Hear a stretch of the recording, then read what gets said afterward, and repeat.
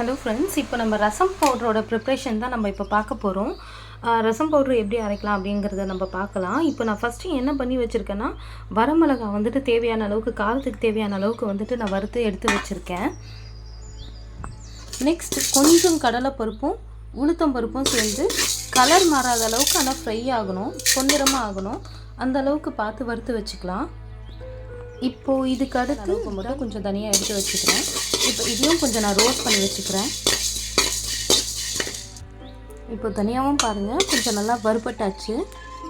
இப்போ இதை நான் மாற்றிக்கிறேன். இப்போ சும்மா இதுக்கு கூட 4 அரிசி எடுத்து வச்சுக்கிறேன்.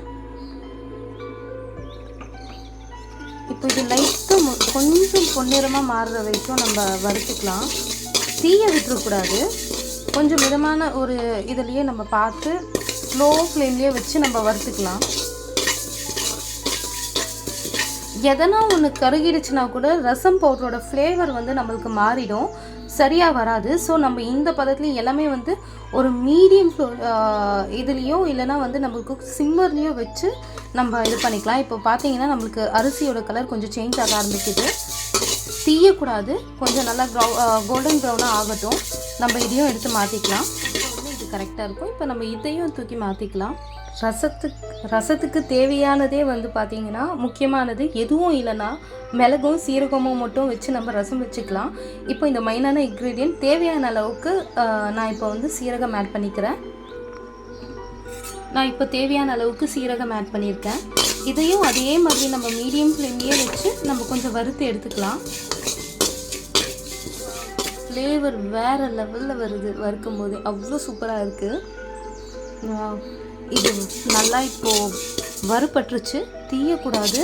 இந்த அளவுக்கு நல்லா வறுபட்ட உடனே அதோட ஃப்ளேவர் நம்மளுக்கு அவ்வளோ சூப்பராக வரும். இதுவே நம்மளுக்கு போதும். தீய விட்டுறாதீங்க, தீஞ்சதுன்னா நல்லா இருக்காது. அதோட ஃப்ளேவரும் அதோட டெக்ஸ்சருமே மாறிடும். ரசத்துக்கு அடுத்த ஒரு முக்கியமான இன்க்ரீடியன்ட் பார்த்திங்கன்னா மிளகு. ஸோ நம்ம இப்போ இதையும் ஆட் பண்ணிக்கலாம்.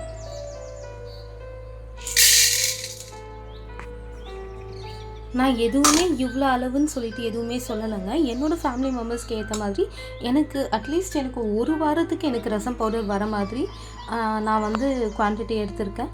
உங்கள் அளவுக்கு தகுந்த மாதிரி நீங்கள் உங்களோட குவான்டிட்டியை வந்துட்டு நீங்கள் மாற்றிக்கோங்க. இப்போ இதுவும் நம்ம வறுத்துக்கலாம். வந்து எப்படி நம்மளுக்கு ஃப்ரை ஆகிருக்கு அப்படின்ட்டு நம்மளுக்கு தெரியணும்னா, இப்போ நம்ம பொங்கலெல்லாம் வந்துட்டு செய்யும் போது நம்ம எண்ணெயில் தாளிப்போம் இல்லைங்களா, அந்த தாளிக்கும் போது ஒரு ஸ்மெல் வரும் பாருங்கள் எண்ணெயில் தாளிக்கும் போது. அதே மாதிரி நம்மளுக்கு இப்போ ட்ரை ரோஸ் நம்ம எடுக்கும் போது கொஞ்சம் வரும். அப்படி இருக்கும் போது நம்ம இது வந்து மிளகு இப்போ ஃபுல்லாகவே நம்ம